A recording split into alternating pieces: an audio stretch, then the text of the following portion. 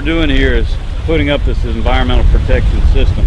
What it does, and when we say a system, it's basically a barrier that would attach itself or would allow any oil or petroleum products to attach itself to this initial fence. It's X-Tex Fabrics. What makes it unique compared to other things used against oil is the fact that it allows water to pass through it, but oil sticks to the actual fibers of this fabric. Inside those fibers there's crevices, and as oil comes into it, the oil sticks to the fabric and the water releases out of it, back and forth. At a point it wouldn't need to be switched out, as it could blind over, taking as much oil as it could be exposed to.